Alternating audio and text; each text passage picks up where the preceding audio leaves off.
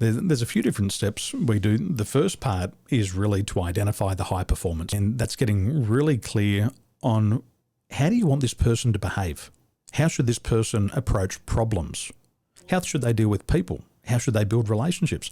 How should they deal with policy? So that's one part.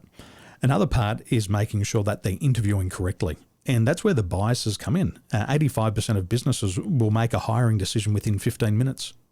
It's all emotional. I'm just so excited about this person. I've got an affinity bias. They got the same colour shirt as me. They love the same football team. We went to the same school. We go to the same church. And so my job is to be the voice of reason and to slow them down and to make a really good hiring mistake. And I then introduce different types of sciences. See, today you can learn more about people in a 15-minute interview than you could in spending a year with somebody.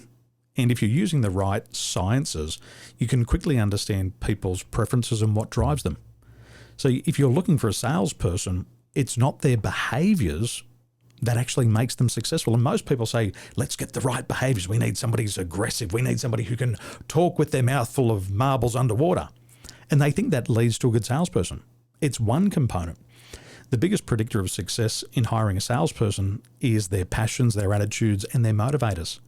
And we know it across the world. 71% of the world's top sales performers are all driven by one thing, money. But everybody thinks it's a dirty word.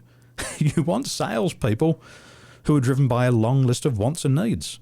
And it's only through technology that you can measure this. So that's the value I bring. I say, I've got the technology.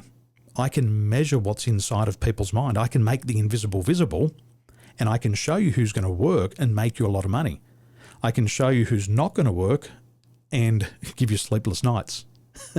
So that's how we build it. And then, of course, onboarding is you've got to pair up the managers. You've got to pair them up with the right people.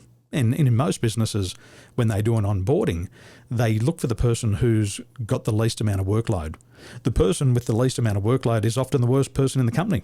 So you get this great person and put them with the worst person in the company, and they make their first day on the job toxic. So I help them change that, because that's the biggest impact. And if you do onboarding right, statistically, that new recruit is going to be 18 times more committed to the company when you get the onboarding right. And every business owner knows what happens when you have an onboarding. You get remorse from the candidate. They go, I think I've made the wrong decision. This isn't right for me. And then all of that's a sunk cost. And that there, if you get them to onboarding and they quit, that's a $50,000 cost to the business.